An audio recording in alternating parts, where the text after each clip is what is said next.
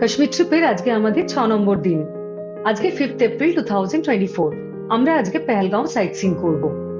কালকে অনেক রাত্রিবেলা আসার কারণে আশেপাশটা দেখা হয়নি, তাই সকালবেলা উঠে হোটেলে আশেপাশটা ঘুরে দেখলাম।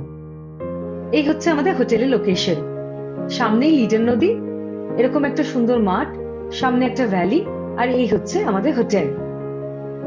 হোটেলের ফোন নাম্বারটা আমি ডেসক্রিপশন বক্সে দিয়ে দেবো।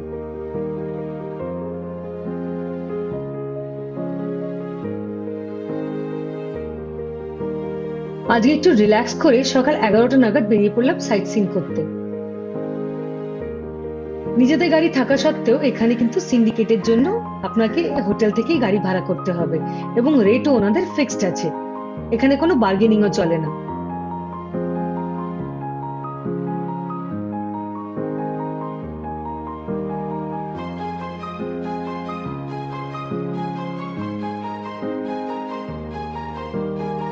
প্রথমে আমরা আরু ভ্যালি যাব।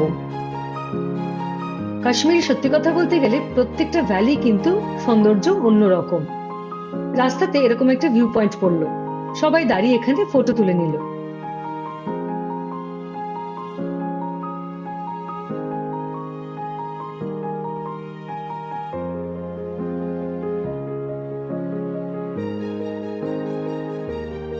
আরু ভ্যালির পনি ফেয়ার এখানে দেওয়া আছে। যেখানে পার্কিং সেখান থেকে আরু ভ্যালি অনেকটাই হাঁটা।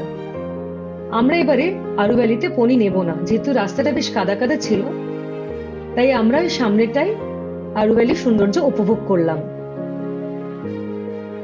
আরু ভ্যালি থেকে বেরিয়ে আমাদের ড্রাইভার বললো এবার আমরা চন্দনবাড়ি যাব।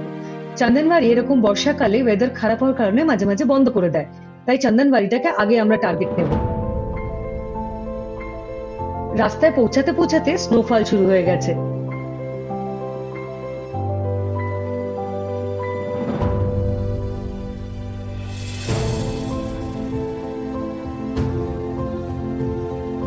চন্দনবাড়ি যখন ঢুকলাম তখন মারাত্মক স্নোফল।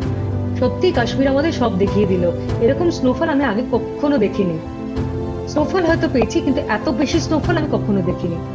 এবারে কাশ্মীরে আমরা টিউলিপও পেলাম, বরফ ঢাকা পাহাড়ও পেলাম, এবং এত হেভি স্নোফলও পেলাম। শুধু আপেলটাই বাদ রয়ে গেল।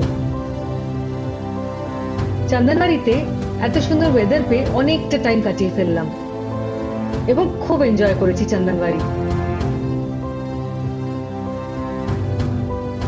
চন্দনবাড়ি থেকে বেরিয়ে এবার বেতাব ভ্যালি।